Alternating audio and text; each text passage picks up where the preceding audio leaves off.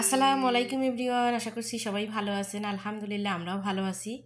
তো আজকে আমি রান্না করব আমার নিজের লাগানো গাছের বেগুন দিয়ে মাগুর মাছ ঝোল বানাবো। তো প্রথমে আমি গাছ থেকে বেগুনটাই তুলে নিচ্ছি। তো আমি 3টা বেগুন গাছ লাগিয়েছিলাম। তো মাশাল্লাহ এত এত বেগুন ধরে গাছে যে আমরা খেতেই পারি না। দেখেন অনেক ধরে বেগুন।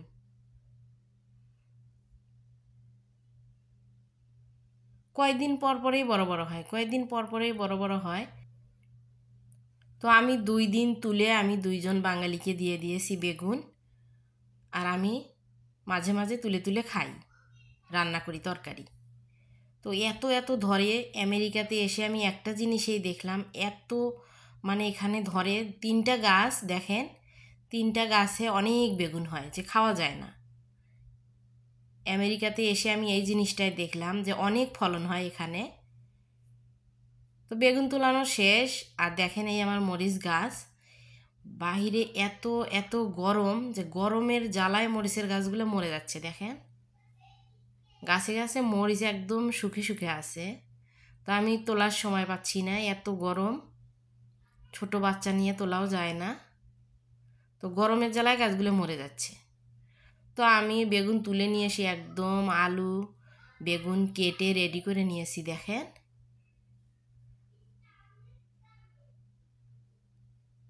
ফ্রেশ বেগুন দিয়ে মাগুর মাছের ঝোল বানাবো।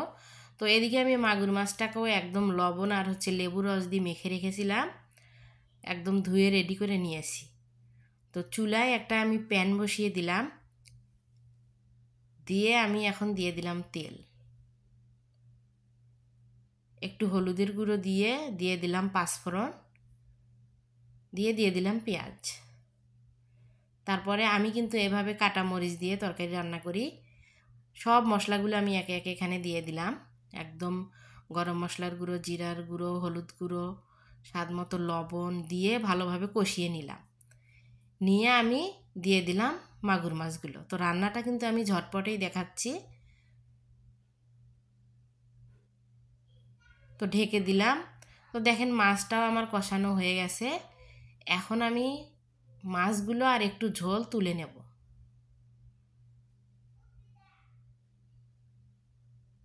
তো আমি এভাবে আলু আর বেগুন দিয়ে মাছ রান্না করি, সেটা মাগুর মাছ হোক আর ইলিশ মাছ, যে কোনো মাছ এভাবে রান্না করি ঝটপট।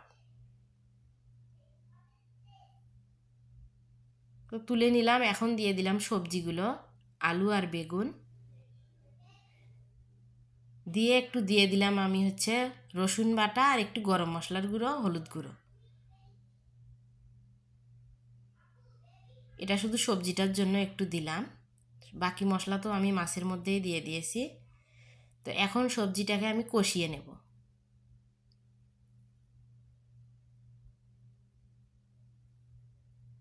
তো সবজিটা একদম ঢেকে দিলাম। তো দেখেন সবজিটাও কষানো হয়ে গেছে। এখন একটু নেড়ে চেড়ে আমি মাছগুলোকে এখানে দিয়ে দেব।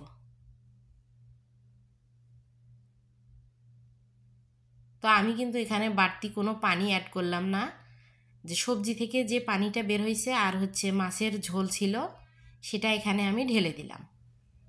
তো এই রান্নাটা যেমন ঝটপট করা যায়, কিন্তু মজাও কিন্তু সেই রকম হয়। তো আমার রান্নাটা প্রায় হয়ে গেছে, এখন আমি আবারও ঢেকে দেব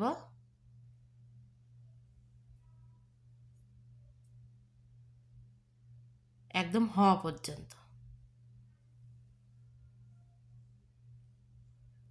তো দেখেন আমার কিন্তু রান্না হয়ে গেছে একদম, আলু টাটকা বেগুন দিয়ে মাগুর মাছের ঝোল। তো আমি একটু জিরার গুঁড়া দিলাম, দিয়ে নামিয়ে নেব।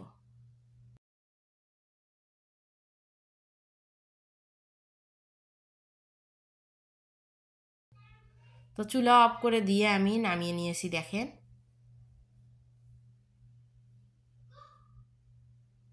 তো নিজের গাছের লাগানো বেগুন দিয়ে মাগুর মাছের ঝোল খেতে অসাধারণ হয়েছে, আমি একটু খেয়েও দেখেছি।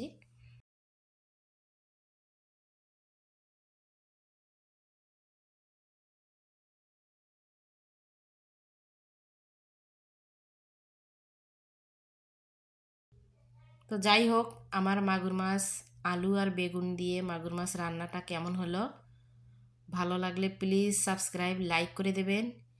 সে পর্যন্ত সবাই ভালো থাকবেন। আল্লাহ হাফেজ।